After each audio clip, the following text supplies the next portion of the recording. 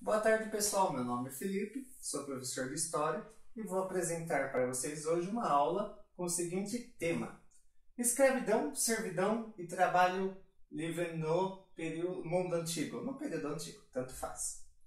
É o seguinte, pessoal, antes de entrarmos no assunto, vamos ver a seguinte questão. Há uma semelhança entre escravidão, servidão e trabalho livre? Pessoal, é o seguinte, todas essas palavras estão ligadas a um único termo, trabalho. Embora tenham essa semelhança, elas possuem uma grande diferença, que nós vamos ver de agora em diante, tá? E outra coisa, pessoal, a semelhança entre elas é que se nós fôssemos dividir as sociedades do mundo antigo em pirâmides, todas as palavras associadas ao trabalho, ou seja, desde o trabalhador livre ao escravo ou servo, estão ligados à base da pirâmide. É o que a gente vai ver a partir de agora em alguns exemplos. Se observarmos a pirâmide social egípcia, pessoal, antiga, vocês vão ver que do meio da pirâmide para baixo estão sempre as classes ligadas ao trabalho. Veja, o comerciante, o artesão, o camponês. Agora, o escravo, pessoal, embora ele exerça uma função de trabalhador, não se esqueçam, ele não é exatamente um trabalho livre, ele é uma propriedade, ou seja, ele pertence a alguém. Mas nós não entraremos em detalhe agora, vamos ver um pouco mais adiante. A sociedade romana, pessoal, lá, patrícios, plebeus, clientes e escravos. Vejam a semelhança. O escravo está novamente na base da pirâmide. Mas vocês devem estar se perguntando, professor, eu não estou vendo o comerciante, eu não estou vendo o artesão, no caso dos romanos. Pessoal, eles estavam focados na classe dos plebeus, que não eram tão privilegiados. Mas isso nós entraremos em detalhe um pouco mais adiante. Agora, a pirâmide social romana num período tardio, por volta do século III d.C. ao século V d.C. Nós podemos ver aqui, pessoal, que agora já se destaca o servo em questão. O servo e, novamente, a base da pirâmide está o escravo. Mas, pessoal, não se deixe por enganar. Essa escravidão aqui, ela logo vai terminar. Mas nós entraremos isso em detalhes logo a seguir. Mas vamos focar na Era Antiga. Antes de adentrarmos ao assunto em si, vamos ver qual é o período que nós vamos estudar. Pessoal, fato curioso. Na Era Antiga não existiam países ou nações, mas sim civilizações. O que é uma civilização, pessoal? Vamos ler junto. É um conjunto de aspectos peculiares à vida intelectual, artística, moral e material de uma época, de uma região, de um povo ou de uma sociedade. E numa perspectiva evolucionista, é o estágio mais avançado de determinada sociedade humana, caracterizada basicamente pela sua fixação ao solo mediante a construção de cidades. Pessoal, se pegarmos o aspecto da evolução, vai ser a partir do momento em que o homem vai deixar de ser nômade e vai se tornar sedentário. Ele vai se fixar à terra, vai começar a trabalhar ali o cultivo e, enfim, iniciar a construção de casas e o desenvolvimento de cidades. E a civilização, pessoal, ele está ligado também a costumes, religiões, idiomas, características e até mesmo a formação de uma sociedade. É o que vai possibilitar o nascimento dos atuais povos que hoje conhecemos pelo mundo afora. Ok? Mas vamos ver onde está focado esse período antigo, pessoal. A história humana é como uma grande linha do tempo, né? Dividida em 4 partes. A Idade Antiga, Medieval, Moderna e Contemporânea. Não vamos entrar em detalhe, porque este não é o nosso foco de trabalho.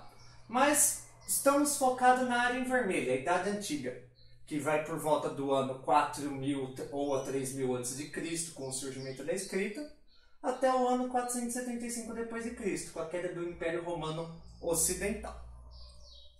Enfim.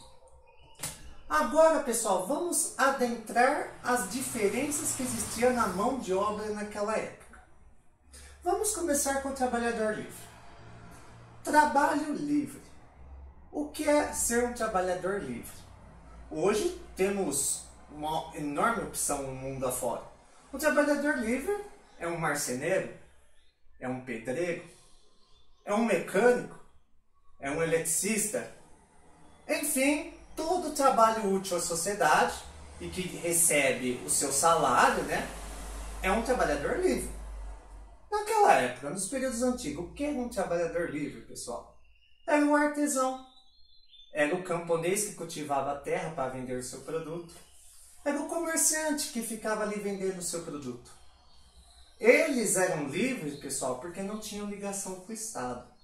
Ou seja, eles não pertenciam a ninguém. Eles podiam ter a livre circulação por onde é que fossem. Eles podiam viajar diretamente de um lado para o outro vendendo seus produtos. Mas havia só uma única obrigação com o Estado. Sabe o que é? Pagamento de impostos. Ou resumido na palavra de pagamento de tributos. Esses tributos, pessoal, podiam ser pagos na seguinte forma: em espécie, que pode ser na matéria ou no produto que você vende, ou pode ser pago em dinheiro, que já tinha livre circulação naquele período. Enfim, vamos entender um pouco de escravidão. Escravidão, pessoal, a escravidão antiga, não vamos confundi-la com a escravidão negra do século XV em diante, que é o que a gente vai ter aqui no Brasil e pelo resto da América fora, tá? A escravidão antiga, pessoal, está relacionada diretamente à guerra. Os povos antigos, sejam eles gregos, romanos, egípcios, babilônicos, persas e por aí vai, eles praticavam a guerra. E toda guerra tinha os seus prisioneiros. Esses prisioneiros, pessoal, eram capturados, eram passados à mão de traficantes de escravos, e esses escravos eram vendidos em mercados. Ao ser vendido no mercado, o comprador se tornava o seu dono oficial. Não é patrão, mas sim o dono. Você, escravo, vai pertencer a ele. Muitas vezes, pessoal, um fato curioso que eu gosto de destacar também é o fato da escravidão que vai possuir na Grécia, que é a escravidão por dívida, que vai ser uma pequena questão à parte que não vai envolver a guerra. Se você tinha uma dívida específica a ser paga com o próprio governo, ou até mesmo com alguém que você emprestou dinheiro e não pagou, a forma de pagar essa dívida era sendo escravizado. E se a sua escravidão não bastasse, sua família também era levada. E já aviso, pessoal, famílias inteiras escravizadas raramente ficavam juntas. Mas vamos estudar um pouco a respeito dessa escravidão antiga. Era dividida em dois grupos: o escravo doméstico e o escravo de exploração ou braçal. O doméstico, pessoal, é aquele que trabalhava para o seu senhor dentro da sua casa. Ele ajudava a dona da casa com os afazeres domésticos, na cozinha, na limpeza. E por isso, pessoal, esse escravo doméstico ele andava bem mais vestido, ele tinha um lugar melhor para dormir, sua alimentação era, por assim dizer, melhor, né? Era um escravo mais beneficiado. Enquanto o escravo braçal ou de exploração, ele já tinha um propósito pesado. Ele não estava envolvido na casa do seu senhor, mas ele estava envolvido, seja lá na construção civil ou qualquer outro local que necessitava da ação dele. Normalmente ele era muito explorado, muito judiado, estava constantemente sujo, machucado, a alimentação dele era precária. Entenderam a diferença de escravidão que tinha naquela época? Mas havia algo em comum entre esses dois tipos de escravos. Ambos tinham sonho de fuga, porque afinal de contas, se você é escravo, você não possui mais liberdade. Sua liberdade deixou de existir. Todos queriam fugir, só que essa fuga tinha uma séria penalidade. E essa penalidade tinha um grau. Ou seja, depende da fuga que você praticou, você tinha as seguintes opções. Por exemplo, fugiu tendo benefícios a seu favor, ou seja, você era um escravo doméstico, o seu patrão cuidava super bem de você, mas você optou por fugir, você era açoitado. Se você fugia e causava danos à propriedade, você era preso, porque você estava cometendo um ato de traição contra o seu senhor. Mas na hora de fuga, se você matasse alguém ligado à casa do seu senhor, você pegava a pena de morte. Entenderam? E por fim, vamos entender um pouco de servidão. A servidão, pessoal, ela vai surgir no período do Império Romano Tardio, quase para a Idade Média. Para vocês entenderem, por volta do século III d.C., a escravidão vai entrar em colapso. O Império Romano não se expande mais, vai faltar mão de obra, e a única mão de obra que existe ali são uns pequenos camponeses ali pelos arredores, procurando o que fazer. Suas terras se encontram ameaçadas diante da invasão de bárbaros, e eles somente têm uma seguinte opção: pedir para um senhor de terras se é possível trabalhar nas terras dele com algo a favor, se eles pudessem dar algo em troca. Aí, pessoal, vai surgir o sistema de servidão. O que é um servo, pessoal? Ele serve a alguém. Nesse caso, o grande senhor de terras. E o que o servo tem que fazer, pessoal? Tinha-se uma regra. Você, servo, trabalha a terra do senhor. Ele vai te fornecer a terra para você trabalhar. Só que você vai ter algo a dar para ele. Nesse caso, suponhamos que o servo vá cultivar trigo. Ok. O senhor empunhava a seguinte regra: eu quero que 80% desse trigo seja dado para mim, em troca que você trabalhe na minha terra. O acordo era feito. Mas, pessoal, já aviso vocês que o sistema de servidão era quase um sistema escravista, mas um pouquinho mais liberal. Pois, afinal de contas, você não estava, digamos assim, preso, você tinha a liberdade de circulação, mas a sua única prisão estava nas obrigações com o seu senhor.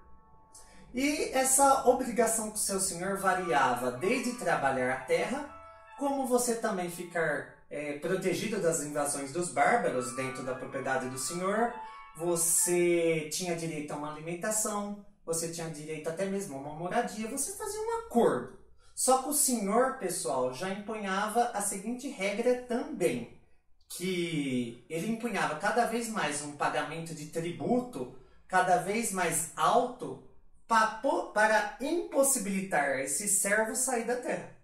Por exemplo, ele impôs 80% do tributo de trigo. Mas ele definiu quanto seria esse 80%? Não.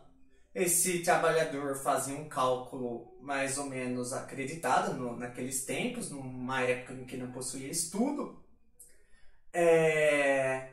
Ele dava a quantia que ele acreditava ser o 80% para o senhor dizia que não era aquilo equivalente. Aquilo tornava o servo preso à terra, ou seja, era uma obrigação eterna. Ou seja, não importasse o quanto ele pagasse, ele estaria eternamente preso ao seu senhor. Vocês perceberam, pessoal, a diferença entre os três grupos? Trabalhadores livres, assalariados que oferecem o seu serviço em troca de um valor determinado que pagam seus impostos ao Estado. Outro, os escravos, que nada devem, só devem trabalhar e sobreviver e não possuem nenhum direito, só a sua obrigação. E por fim, o servo, o homem que é preso à terra e deverá trabalhar nela até a sua morte ou passar para os seus filhos a mesma obrigação que está tendo com o seu senhor.